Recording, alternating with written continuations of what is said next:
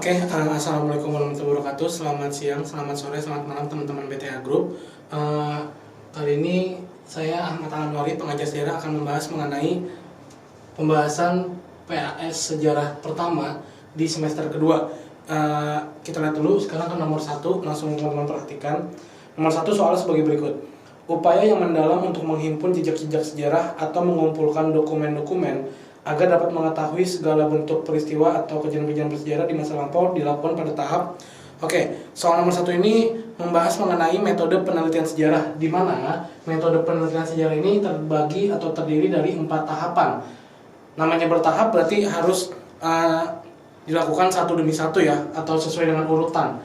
Nah, 4 tahapnya yaitu yang pertama adalah heuristik. Apa itu heuristik? Heuristik itu adalah mencari sumber tadi atau mengumpulkan data. Lalu nanti masuk ke tahap kedua, yaitu verifikasi atau kritik. Verifikasi atau kritik ini adalah data yang sudah didapatkan, kita uji kebenarannya. Seperti itu. Lalu tahap yang ketiga, interpretasi. Data yang sudah diuji kebenarannya ini, sekarang kita simpulkan atau kita pahami.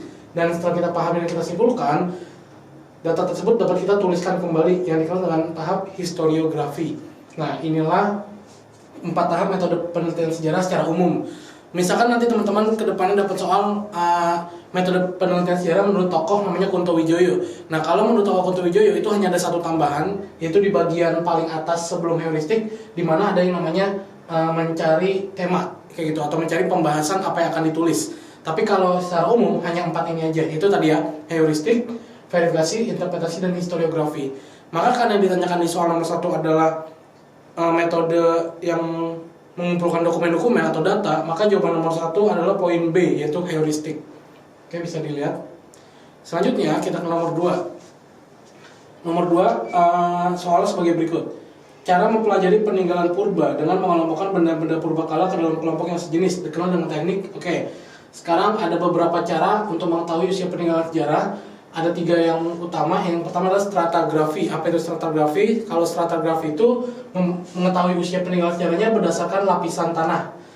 Kemudian kalau kimiawi, adalah yang kedua, kimiawi itu melihat melalui unsur-unsur atau mempelajarinya melalui unsur-unsur kimia. Sedangkan kalau tipologi itu kita mengetahui benda peninggalan sejarah itu berdasarkan bentuk dan juga jenisnya. Seperti itu. Jadi karena yang ditanyakan di nomor 2 itu adalah benda-benda dengan kelompok yang sejenis, berarti jawabannya adalah tipologi. Jadi nomor 2 adalah jawabannya yang poin C. Kita lanjut ke nomor 3. Nomor 3 bisa dilihat soalnya jadi gini. Soalnya sangat panjang ya. Jadi kan bentuk soalnya seperti ini, saya bacakan. Planning Board atau Badan Perancang Ekonomi 19 Januari 1947 dibentuk atau usul dari Menteri Kemakmuran Akagani.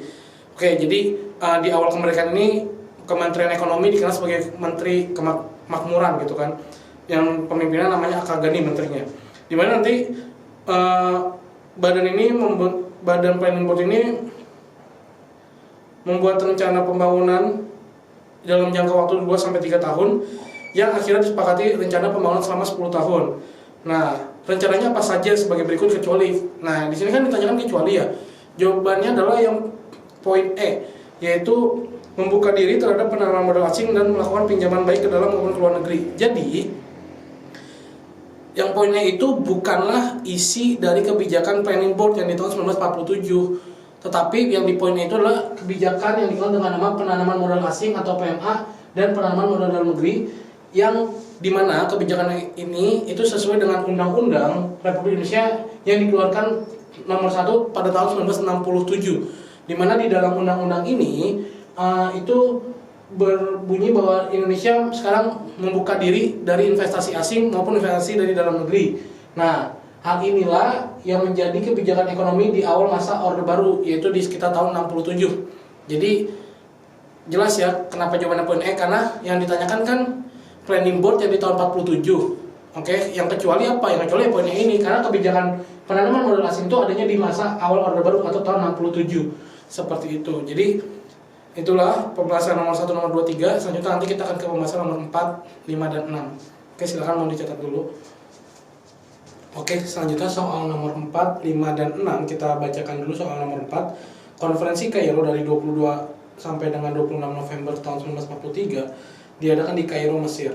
Pertemuan tersebut dihadiri oleh Presiden Amerika Serikat Franklin Roosevelt, Perdana Menteri Britania Raya Winston Churchill dan Chiang Kai-shek dari Republik Cina, membahas tentang sedikit tentang nomor 4, yaitu mengenai konferensi Kairo. Jadi konferensi Kairo ini diadakan saat Perang Dunia Kedua masih berlangsung. Jadi perangnya belum selesai, tetapi nanti sekutu yaitu Amerika, Inggris, dan Republik Cina itu yang dipimpin oleh tokoh-tokoh pemimpinnya, yaitu di Amerika adalah Presiden Roosevelt, Inggris Perdana Menteri Winston Churchill, dan Republik Cina pemimpinnya Chiang Kai-shek itu bertemu untuk mengadakan konferensi atau mengadakan semacam rapat, di mana nanti rapatnya ini tuh membahas mengenai posisi sekutu melawan Jepang di dalam Perang Dunia Kedua dan bagaimana nanti nasib Asia setelah Perang Dunia Keduanya selesai. Jadi ini yang dibicarakan di konferensi Kairo. Maka nomor 4 jawabannya poin C ya, yaitu posisi sekutu melawan Jepang pada Perang Dunia Kedua dan membuat keputusan tentang Asia setelah perang.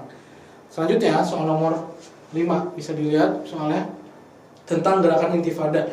Soalnya sebagai berikut.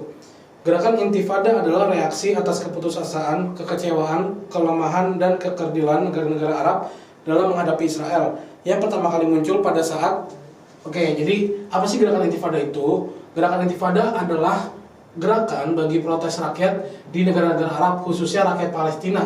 Protesnya dalam rangka apa? Protes tersebut ditujukan atas dominasi Israel, yang memang dalam konflik Israel-Palestina ini secara umum kita mengetahui bahwa Israel sangat mendominasi dan istilahnya yang pihak ditindasnya adalah Palestina kayak gitu.